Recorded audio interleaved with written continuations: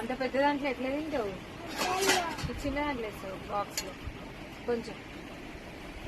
అంత పెద్ద ప్లేట్ ఎందుకే? ప్లేట్లు లేవా మీకు? పిల్లలకు అంత పెద్ద ప్లేట్లలో ఇస్తున్నారు ఎందుకు అని అంటున్నాను ఫ్రెండ్స్.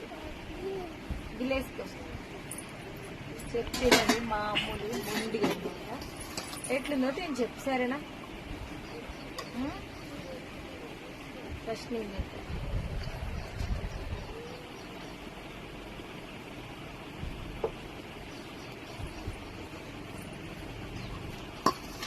ఎట్లుంది